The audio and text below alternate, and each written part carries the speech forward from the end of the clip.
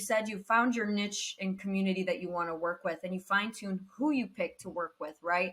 What does that process look like? And how can coaches maximize finding the clients that best suit them? Because I think sometimes as beginners, coaches tend to onboard because, they just want to have a lot of clients to work with, especially at the beginning.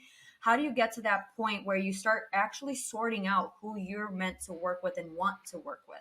Yeah, I'm really open and honest about that. Like in the application process, like this is not for everyone. It's Yeah. definitely not. And I have, I have trained with Sharelle as well that serves a different type of clientele. So Yeah. for coaches and for anyone in business, it's just about understanding who is your product for. Because if you Yeah. start giving it to people that it's not for, that it's not serving for, one, it's going to hinder your community. Yeah. And that is the glue of your business.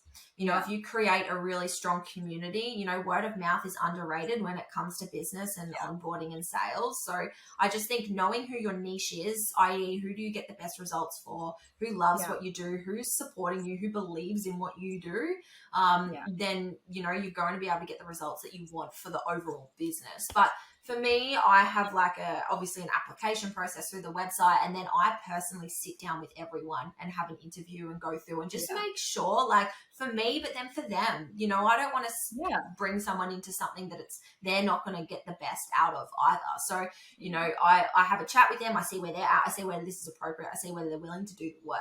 And, I see could you come into a group call and be okay? Is that something that you're okay that this is a part of, that sharing and collaboration?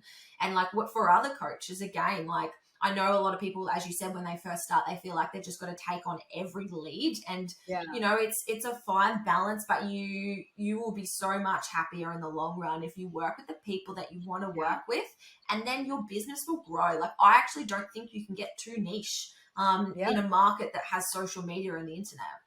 Yeah, I think, and within my own experience as well, when I first started coaching, I felt very intimidated thinking that I had to do that. And I think once I started implementing an interview process where we set up a call face to face, being realistic about what my expectations are, what I can do to offer, but also hearing what the client needs, and being okay with saying no to somebody or saying that maybe right now is not the best fit.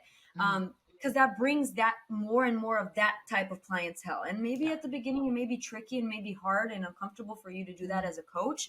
But if you keep prioritizing, the people who you're working with, aligning with the movement that you want to be doing or your passion in the direction of your coaching, it will start growing with time. As long as you're passionate about it and doing it with wholehearted effort with the people who are willing to put in the same effort back.